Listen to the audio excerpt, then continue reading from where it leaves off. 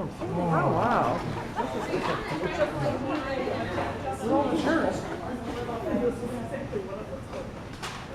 Everybody squeeze. There's a dust cover, huh?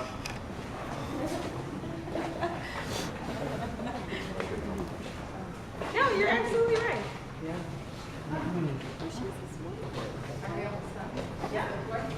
Oh, this will come. Everyone, this is Charcy. She's from merchandise. She'll be speaking to us about the winterization of merchandise. And Chris, I think. Yes. This is here too. All right, that's everyone? Yes? Okay. Two more, Charcy. Oh, two more. Okay, I won't start. All right, so yes, I'm Charcy. This is Chris. We're both managers in merchandise.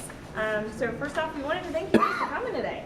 I know you guys were very excited to kind of see the behind the scenes look at everything. So we wanted to start off by showing you Snoopy and Sweet Spot, so that you can see firsthand what some of the shops look like in the off season. So kind of when we take everything down, everything kind of stops. So as you can see, there's a lot of apparel and waterfalls that we have that are all covered in these trash bags. And that's basically to protect, any of the items that we're going to try to resell, in the 2017 season, and to protect from dust or bugs, that kind of thing.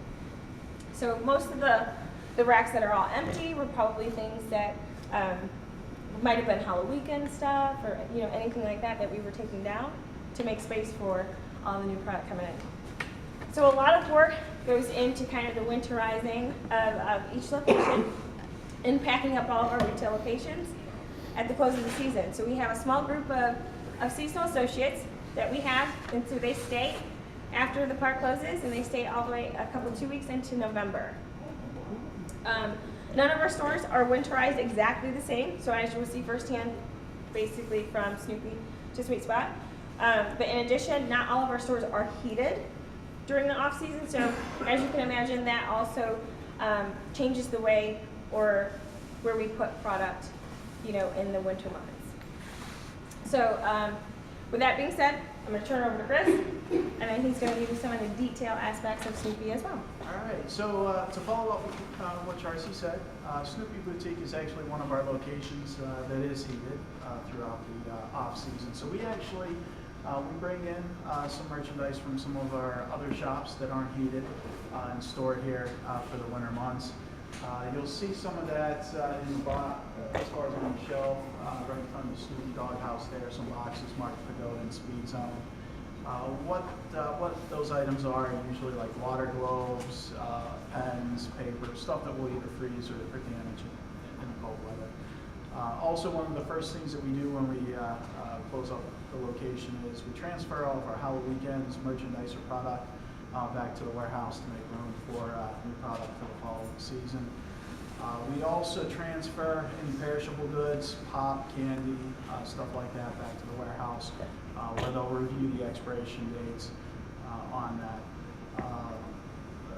The product that has good dates, we usually end up sending out to our year-round location, Castaway Bay, and sell it there. After we do that, at that point, we basically just cover up all of the remaining product here at the location for the winter months. Basically, from mid-November on until mid-February, nothing really goes on out at our shops. It's packed up for the winter months. What we do, we usually go around maybe once a week or bi-weekly and just check the locations, make sure nothing's wrong, make sure there's no roof leaks or anything like that as far as that goes. Mid-February, we start getting a new product shipped into our warehouse, and then we receive it, check it in, and then transfer it and deliver it out to all of our shops. You'll start to see some boxes, you'll actually see some boxes over there of product, that's new product that's coming in this year that we'll unpack when we start setting up the stores. We get our first batch of seasonal employees in the next couple of weeks, in 2 weeks. They'll process in, and then we'll continue to get employees weekly from that point on until the park opens. First thing that they'll do at that point usually is thoroughly clean all of our locations from top to bottom before uncovering everything, and then at that point start checking in the merchandise, pricing, putting it up on the fixtures and display. Any questions at all? Do you have a design team that designs t-shirts from year to year?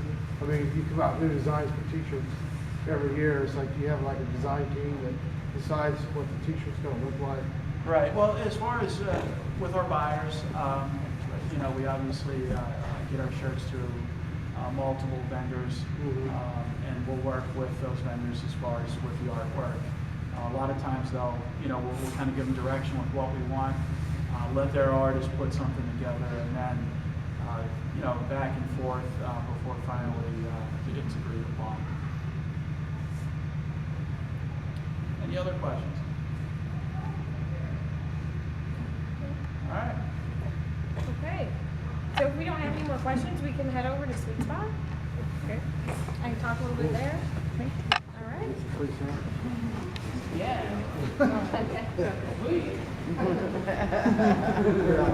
Sure you got some more fun.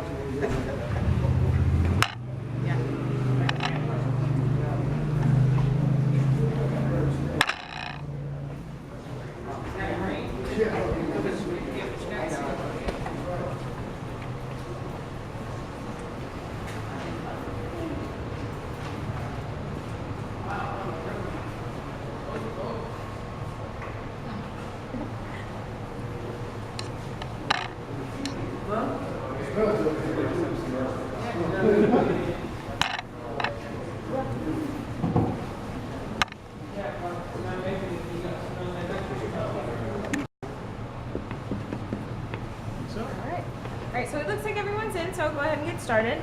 So obviously this is Sweet Spot. And so I'm going to start off with kind of the unique aspect of Sweet Spot. So Sweet Spot is a merchandise location, but the unique quality of Sweet Spot is in fact that a lot of the production and the gourmet treats that we sell in the case lines are all handmade and prepared in the back of the store. So it's a merchandise location that in fact sells food.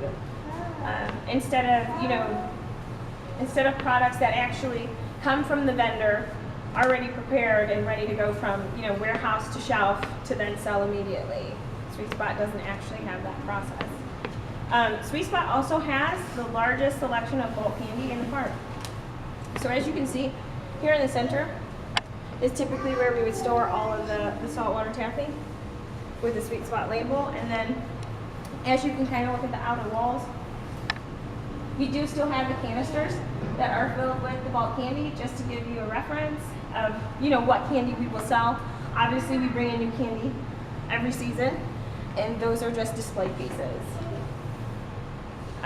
So as we winterize the store in Sweet Spot, we kind of take apart all the equipment, completely, thoroughly clean it, and then, you know, kind of order any parts that might need replaced just due to the wear and tear of the season.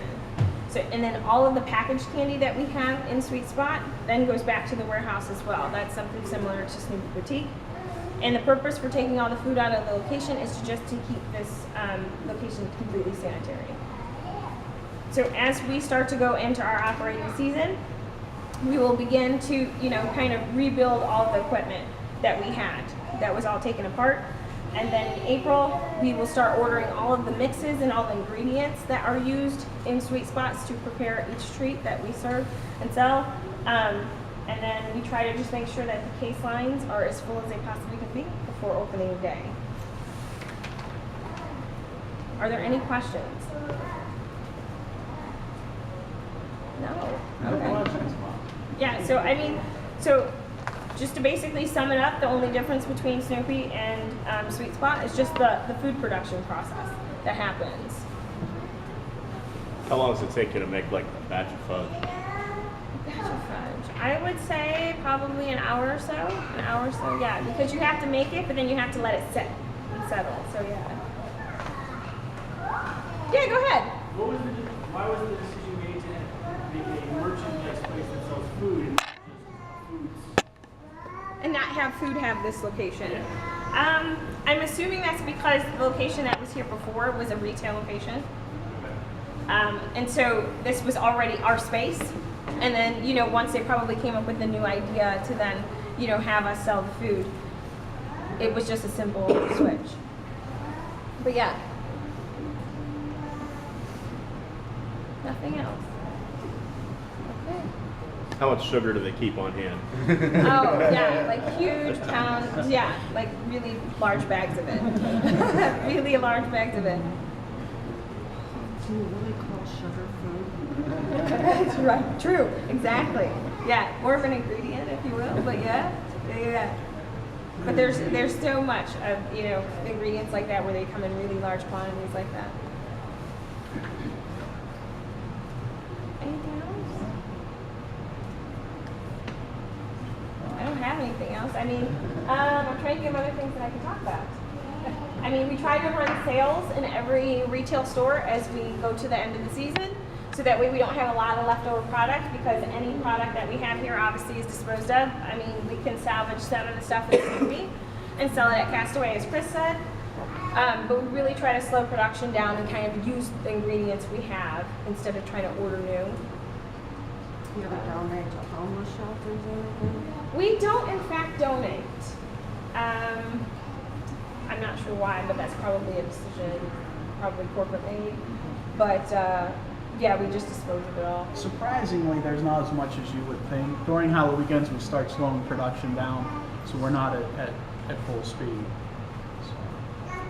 As far as hours, is this location usually open until the park closes? Yes, this is one of the last locations to close. So like this location, Park Plaza, Pagoda, all of the last locations to close. Who said running away? I think it's free last day. Oh, yeah, I know. But we don't. We don't. Yeah. I mean, we'll put it on sale, but yeah, not give it out. But yeah. How long is it after the park closes? Like, park closes down on 30? Typically it's 2 hours. Oh, so they'll be open till 12? Yeah. Yeah, typically it's 2 hours. So Plaza stays open about 2 hours after park close, Pagoda the same way. Because each day, as they prep, they still have to clean everything. I mean, but do you have customers that Oh, come? No. Or not? No, so then, Main Street open for another hour, like all the little shops, people buy, you don't do that. right. So once park closed, yes, they'll then lock the doors, but then stay in here and still try to, clean and get prepped for the next day. Because no one wants to rush out to the shop. What's like the highest selling item here? Fudge. Chocolate fudge, peanut fudge. I think the third tier would probably be your chocolate covered strawberry. Also, you'll see, as Charcy had mentioned, as far as the machines, we maintenance those during the off-season. They have a lot of wear and tear, so parts go bad. So we actually have some back by the window there that we're waiting on parts to come in. Once we receive those, we'll obviously get them put back together for our buildings. All right, we're good. Are we good on time? All right, thanks for coming in. You too. Thank you. All right, you're welcome. Thank you.